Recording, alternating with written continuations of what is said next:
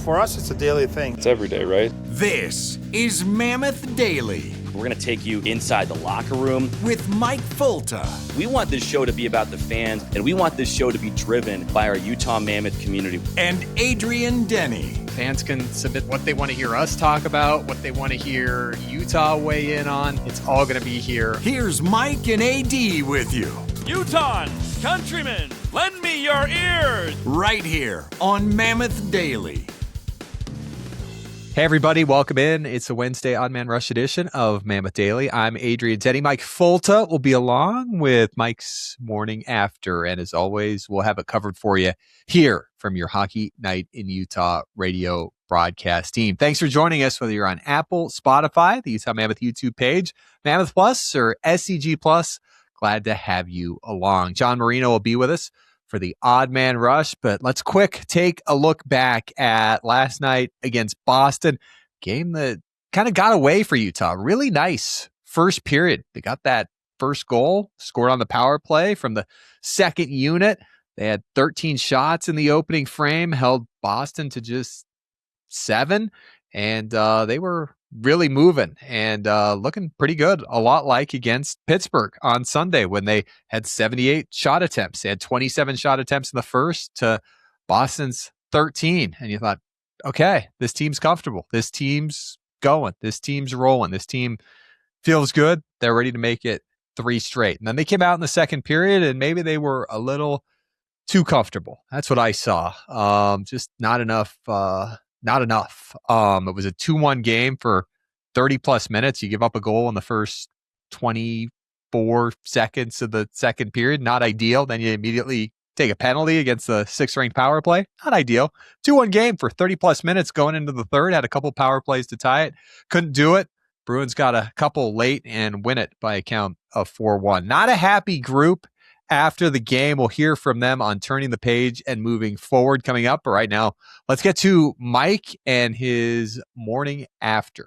All right, closing things out on our Mike's morning after. I am deep in the bowels of TD Garden. Phenomenal rink, by the way. It's kind of relatively central. It's easy to get to downtown, train station nearby, great food options nearby. The arena itself is gorgeous, and our broadcast setup is fantastic. Like a lot of places we're really far away, but here we're not in a gondola, but it's a very good view of the rink. So really enjoy calling the game here, and it's a great crowd, a lot of history in the building as well. But 4-1 loss for the Utah Mammoth tonight, and was talking with some of our broadcast crew after, and Nick Olczyk brought up puck support not being there for the Mammoth in the offensive zone. And he mentioned, Utah needing and more options. When a guy has the puck down low, more guys have to make themselves available as opposed to kind of, obviously they're trying to get open, but they need to maybe either come physically closer or go to get in front of guys as opposed to trying to find soft pockets and things like that. And I don't have the acumen to describe it the way that Nick was, but that I think now that he said that was noticeable as well, because the Mammoth were able to create turnovers. It felt like, and Boston struggled to get the puck out tonight a lot of times, and Utah would be right there to capitalize. But once Boston turned it over, then they clamped down and they were comfortable defending. And I didn't think Utah did enough to make them uncomfortable. And we talked about it towards the end of the broadcast, but Utah has kind of shown that they have struggles at times against bigger teams, against heavier teams. And it's not every time, right? Like Utah beat this same Boston team 3-2 back in October. So sometimes you get your way, but sometimes you don't. And I think I've heard this kind of get thrown out a lot when it comes to like college football, say, or even just, any other sports, but styles make fights and different styles make great fights.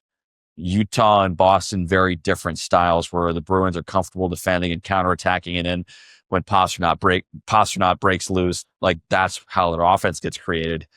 And Pastrnak has missed like 5 games and still leads them in scoring by a decent margin. So a lot of their offense goes through him. And it did at times tonight as well. But the Mammoth want to get out and run. The Mammoth don't have the same size on the back end. They don't have the same type of personnel up front. They're not as physical. They're more of a speed possession team. And when you get these styles, you get these contrasting styles. You get these really interesting fights.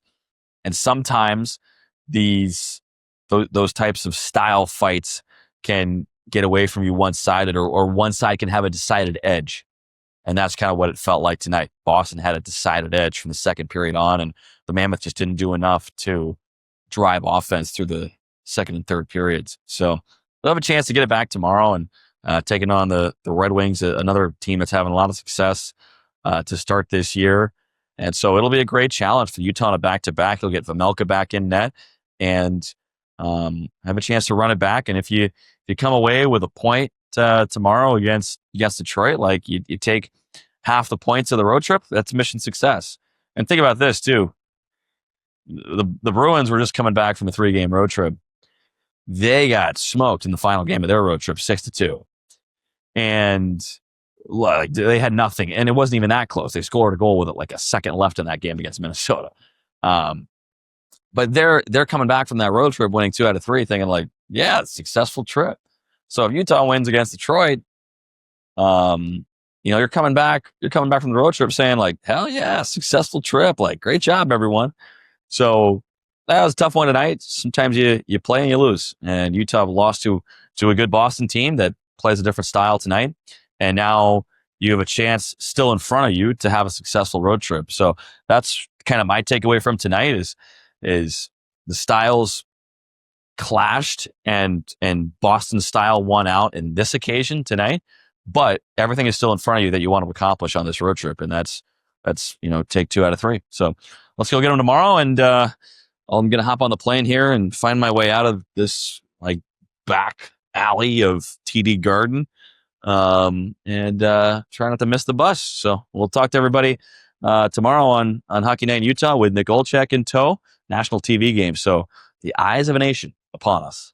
And it all comes down to tonight in Detroit on how we're going to gauge the success of this road trip. Big one for the Mammoth tonight at the Little Caesars Arena against the Red Wings as they'll look to make it 2 out of 3 on this trip. If they're able to do so, we're not looking back at Tuesday night and thinking really much of anything. You split the season series with Boston.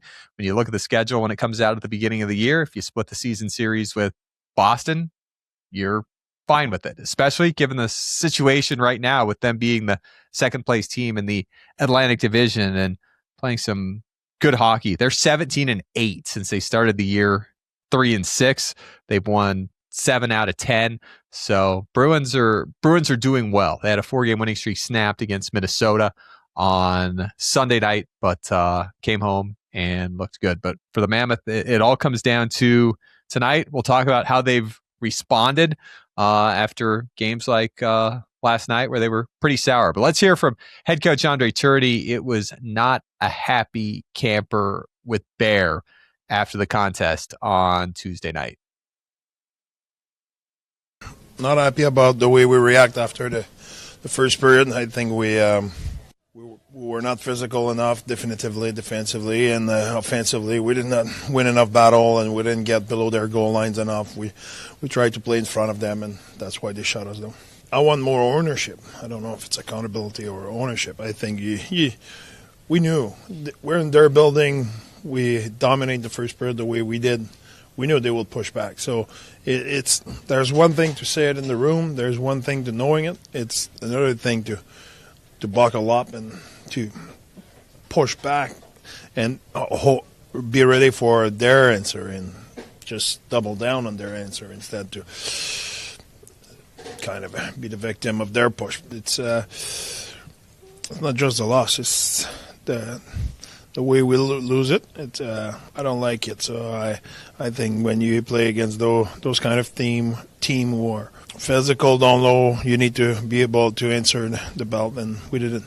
That has to hurt a little bit. You know what I mean? It's but at the same time, we're playing tomorrow. So if you if you go too low, it will be tough to climb it for tomorrow. So I think you need to let it hurt and then be professional, be mature, and assess what we could have done better, fix it, and get at it tomorrow and push back. Quick turnaround for the Mammoth. Detroit tonight, 5:30, national TV. Mammoth have been pretty good on national TV this season. 7-0 against Anaheim. Beat the Colorado Avalanche in overtime. Beat the San Jose Sharks 6-3. They'll try and stay perfect on national TV. Mike also had a good stat on Liam O'Brien. Both of his goals this year have been scored on national television. So watch out for spicy tuna. Speaking of goals, the Mammoths' first goal of the game and the only goal was scored by Barrett Hayden on the power play. That second unit getting a power play goal for the second time in 2 games as Daniil Boot, Dursey throws it to the net. Barrett Hayden there to tip it home. Gave Kim Becker and Utah on Twitter a lock of the night with Hayton's 4th of the season. And you're off to a good start.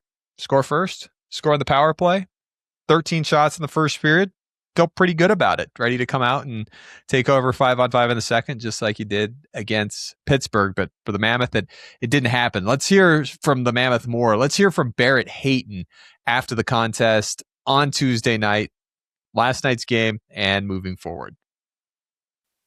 Some of those decisions and execution and working for each other to kind of help support that execution makes a big difference. I think obviously energy-wise, we have no excuse there. We've taken care of ourselves to be prepared on that aspect. I think it's just managing the game better so we can kind of tilt the ice. I think that's a big thing in games and a big thing we've talked about in the second period in general, just managing it. Obviously, long change, you can really tilt the ice in the second period with that. You can get lines turned over and try to get them pinned down. I think in the first period we did a really good job working below the goal line, keeping that puck moving. Obviously, they're a team with some big bodies in the back end. They pin well. They play heavy, but we need to move the puck quick, support quick, win those battles, and get to the net front. So I think that's kind of a big thing, just managing that, and that's really what it comes down to. I don't think it's per se like an energy thing or something like that. Against the big teams, the Mammoth have had their most struggles, right? Boston, a team, the heaviest defenseman in the NHL as a unit, 3rd tallest defensive unit. Against LA, against Florida, teams that'll kind of get in there and, push you around. It's been a struggle, right? We saw it last week against Los Angeles and Florida. 2 goals in the game against LA, 3 goals against Florida, and tonight against Boston. Couldn't muster a 5-on-5 goal, or I should say Tuesday night against Boston. Couldn't muster a 5-on-5 goal. So as we go into Christmas, go to the second half, I think that's a big thing, and the Mammoth will have another test against a team that they struggled with last year in New Jersey on Friday night at the Delta Center. It kind of felt, against Boston, LA, and Florida like it felt against New Jersey last year. So that'll be a big test on Friday. But first, a big test on this Wednesday coming up for the Mammoth from Detroit.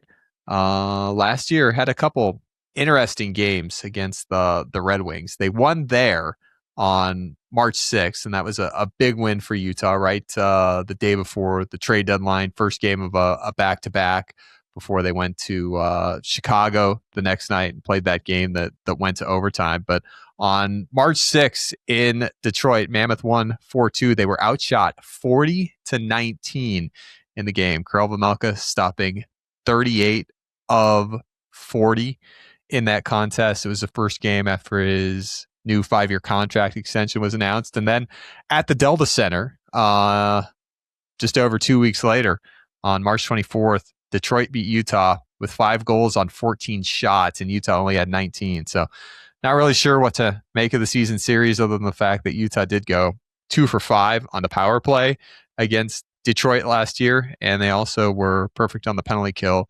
at 4 for 4. Dylan Gunther, Nick Schmaltz, Kevin Stenlund, Lawson Krause scoring for Utah in the Detroit win. In the Detroit loss, Dylan Guenther was the only goal scorer for the Mammoth in that. So Detroit under Todd McClellan in his first full season, second year behind the bench for Detroit. He was behind the bench for both games, took over right after Christmas last year. As Utah looks for a bounce back game, and they've been pretty good on bounce back games this year. In the last month or so, right? You look at that game, they lost in San Jose 6-3. That was just a complete disappointment.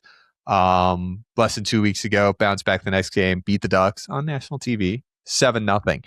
That game against Vegas, back on November, when was it? November 20th. Lost that game, came back the next game, beat the New York Rangers 3-2, started to feel pretty good about themselves. I think the Mammoth and Boston on Tuesday were just a little too comfortable, right? Knowing what they can do when they're rolling. I think they thought, all right, we're fine. And you don't want them to be overtaken by emotion. You don't want them to get uncomposed when they're facing adversity. We've talked about that this year, but you need a little more fire, a little more jam, a little more push. And as we said, the teams like Boston, LA, Florida, New Jersey coming up, those are the teams that it's a good challenge to play them going as you make a run towards the playoffs. Those are teams that kind of play playoff style hockey, and Boston is playing good hockey right now, as is Florida and LA. So Utah's been good in their bounce back games. It's a game here that can really make this a good trip. You win the game tonight, that's 2 of 3. You've won 3 of 4. You've won 5 of 9 overall, but you're looking at your schedule and you got 27 of the final 46 games at home. It's also the 7th of 11 back-to-backs, right? Utah, after this game, kind of hits a downhill slope for the final 46 games of the season with all the road games that they've played. It'll be 22 tonight out of 36 total games, over 60%, most in the NHL. And we had Dominic Moore on Hockey Night in Utah pregame edition on Tuesday saying, he knows what it's like to go through these stretches and be on the road for long periods of time and be going every other night and every night, and can feel it and feel for the guys. And that's why kind of felt like the Seattle win and the Pittsburgh win was Utah kind of seeing a light at the end of the tunnel, and we'll see if they can reset, regroup. I think they will. I expect Utah to really come out and play a good game tonight. Detroit against the division leaders, right? We've seen them bounce back, but the game in Boston on Tuesday night left just a bad taste, and it was what it was. But you win tonight, that's 2 of 3. You're gonna have Karel Vejmelka back in between the pipes, going for the Mammoth after Vitek Vanacek started on Tuesday night in Boston. And we've seen the Mammoth put the puck in the back of the net. Didn't do it more than once on Tuesday, but that's only the 4th time in 14 games they haven't scored at least 3. Detroit, we'll get into it coming up, is also a team that they let in some goals, and with the shot attempts that Utah had against Pittsburgh, Seattle, the first period on Tuesday night, that could be an area that the Mammoth can, hopefully exploit and take advantage of Detroit goaltending, because they can put the puck in the net. But as we talked about yesterday in our mailbag segment on Mammoth Daily, sometimes when it gets hard, sometimes when you're playing teams that are harder, they don't do much, right? Get a goal, get shut out. We've seen it. So that I think that's where the questions come on the Mammoth scoring, right? When things are going good, when pucks are going in, everybody's getting in on it. But in tough games, it's been something like Tuesday night in Boston, where it's just not quite what you expect. You don't expect to get a goal in a game or shut out. You expect, right, we can score 2, we can score 3. And the Mammoth scoring came into Tuesday at 13th in the NHL, up from 21st last year at over 3 a game. But you get a game like Boston, like Florida, like LA, like that Calgary game at the end of a trip, you just like a little more. You know what this trip kind of reminds me of, and I'm hoping it totally reminds me of it? Last year, that last 3-game trip before the Four Nations face-off break, Utah had come in off a big win against Philadelphia. They go to Columbus, beat the Blue Jackets 3-2 in overtime. 2 days later, they're in Carolina, lose 7-3. That was a game that really wasn't fun, really wasn't enjoyable, but they came back less than 24 hours later, jumped up 2-0 in the first 3 minutes of the game against the Caps, and beat the Atlantic Division leaders then by a count of 5-4 in a shootout. So hoping for the Mammoth that this game on Wednesday night is something that we can compare to the teams that we played last year going into Four Nations with the light at the end of the tunnel and found a way to make it 2-3 with a good start, tough one in the middle, and a good finish. I said Atlantic Division leading Washington last year. Obviously, they're in the Metropolitan Division. But Detroit does lead the Atlantic, and that is the opponent here tonight. And for the Mammoth, we'll look for a big bounce back, and then we're not even thinking a thing about Boston other than looking at the schedule, and you're like,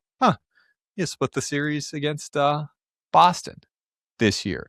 Adrian Denny with you here on Mammoth Daily. We'll give you a preview on Detroit coming up in our third period, but when we come back, we've got our Odd Man Rush segment, and we've got Mike Folta catching up with John Marino as he went home to the Boston area. John from 22 miles away from downtown Boston, and I looked at the Google Maps just to kind of gauge, where's John from in reference to downtown Boston, and he's from a suburb called Northeastern Massachusetts, which is 22 miles from Boston, but in rush hour, when I was looking, it takes you an hour and a half to get anywhere in relation to Northeastern and downtown Boston. So Mike caught up with John Marino prior to his homecoming, so we'll have that conversation for you coming up in the Odd Man Rush, and then I'm back to take a look at tonight's opponent, the Detroit Red Wings, in our third period. It's all coming up right here, folks. Thanks for joining us on this Wednesday Odd Man Rush edition of Mammoth Daily. It's time for your Wednesday Odd Man Rush. All right, so John, you grew up, 45 minutes away from here? What are the Boston sports memories that you hold most dear? Yeah, well, we were pretty spoiled around here, right? With Patriots, Red Sox, even the Celtics, Bruins, all winning. So, there's a ton of sports memories. I still remember the Patriots' first couple Super Bowls, and obviously the Red Sox breaking the curse and whatnot. Just historic moments like those. Playing in the Eastern Conference for the first couple of years of your career, you would have had a bunch of games here. So is it always the same crew that you're bringing out to games, family, like old buddies and stuff like that, or who's all coming when you're in town? Yeah, pretty much. You get a little mix of everyone. Definitely the same high school buddies you have forever and stuff like that, and then obviously your family. And it's always great, being able to see those people you haven't seen so long, being away for, most of the season. So it's always exciting. You have a twin brother? Yeah. Paul? Yep. Yeah. Identical? Fraternal. Okay. Yeah. He was the handsome one? Yeah, he was the best. You got the good looks, yeah. What was it like to both play hockey at Harvard? I know he played club, right? Mm-hmm. Did you guys ever do a jersey swap? You just sneak in for him or anything and rip it up on the club team? No. I wish we looked maybe we could have done that, but yeah. What when people have you guys both in the same room, what do they say about you guys? Yeah, I'd say we're pretty opposite, just personality wise, kind of everything that goes along with it, which is crazy for us being twins, but yeah. 6th round pick. When did it become clear that you had a chance to be a mainstay in the NHL or were going to make it to the NHL? I'd say maybe in college. I feel like before that, you just kind of trying to get to Division I and, do well there. And then you don't really think about the pros too much when you're that young, or at least I didn't. And then, once you start to do, well in college, you start to think about, the next step, after that. And if you do well at college, maybe you can do well at the next level. So yeah, I'd say that. So it's always one step in front of the other. So how big was it for you to be getting those, Division I looks as you were coming out of the USPHL and ripping it up there? Yeah, for sure. I mean, going from the USPHL and then doing a year in the USHL, you just kind of take it 1 year at a time and hopefully the rest figures itself out. You're committed to Yale at one point? Yeah. I didn't know that until someone just told me before we started talking. So what flipped you to stay closer to home? Yeah, I was actually able to get my test scores up a little bit, so that helps. But I had the opportunity to go to Harvard, obviously, a little closer to home, being from the Boston area, playing the Beanpaw, all those factors. You had Ted Donato too as a legendary coach there. So being able to get that experience, and, it's hard to turn down. I wanted to ask you about a guy who's been your partner for a lot of this year, and Nate Schmidt. You guys have had a really good start playing together when you guys have been on the same pair. What about your pairing has worked, do you think? Like, where do you guys get that chemistry? I think we're just able to communicate well out there. Whether it's about a certain play or after the game, he's pretty easy to get along with. He'll talk to your ear out, but he's great. He's been around the league for so long too. He knows what works, what doesn't. I think we play, similar styles. So I think it's been great. Yeah. Just how has U2 and Utah been for you? Obviously coming back from injury last season, but being able to start the year, being able to have a full training camp with everybody. Now that we're 30-something games in, like, how have you been feeling? I'm assuming or hoping a little bit more settled in? Yeah, for sure. I think it's huge to be able to have that training camp.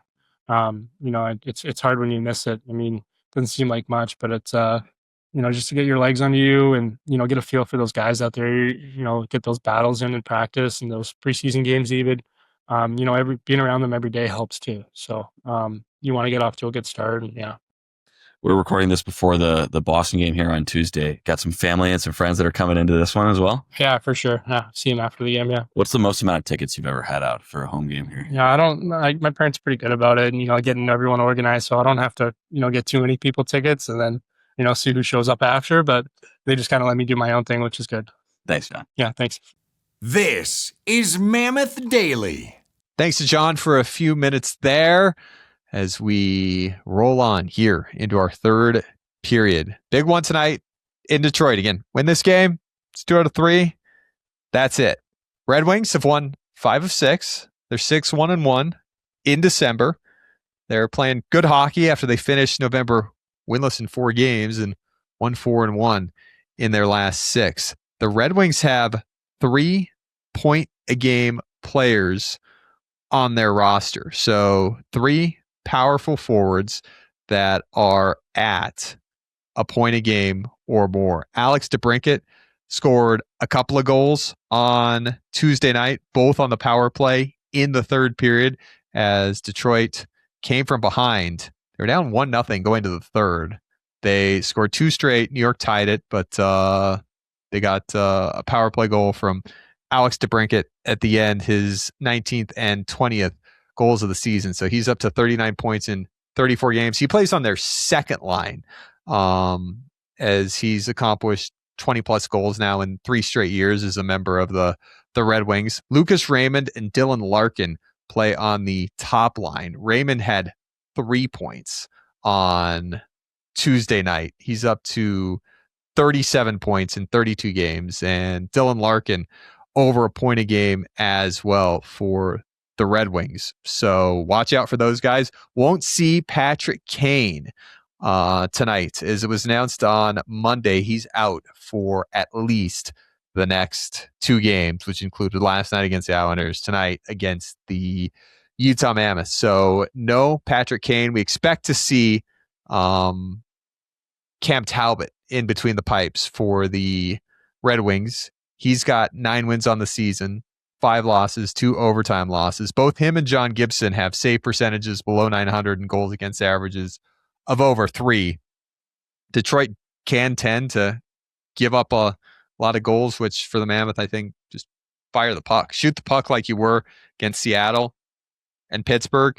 I think it'll be a good night for the Mammoth. So that is the breakdown of what we've got from Detroit. One interesting note on the Red Wings, they've got a -4 goal differential. They lead the Atlantic Division, and they've got a -4 goal differential. So again, with that goaltending, things have gotten away from them a couple times. They're one of 2 teams in the NHL in a top 3 spot in the division to have a minus goal differential. Los Angeles Kings are the other. Couple more notes on the Mammoth. No shots for Dylan Guenther on Tuesday night. Just the second time that's happened.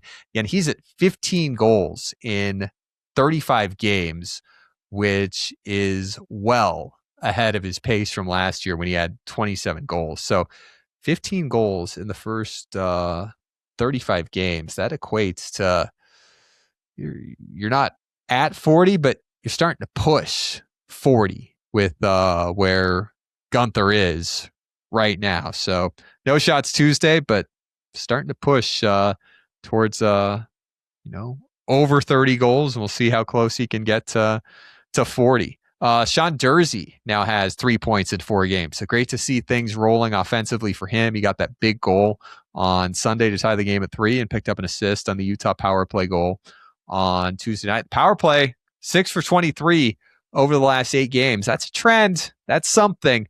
That's good news. So power play, which was dry, is now back and going. And guys you can depend on every night, Jack McBain, Liam O'Brien, Lawson Krause, all had 4 hits for the Mammoth on Tuesday night. Coming up on our Thursday edition of Mammoth Daily, our Thursday expert, Tyson Nash, ahead of our Nashcast this weekend.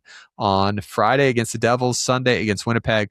On Mammoth Plus, our Altcast with Tyson Nash. He'll tell us about his special guests, but we'll really get into guys like Nick Schmaltz, Lawson Krause, players that he's followed for almost a decade.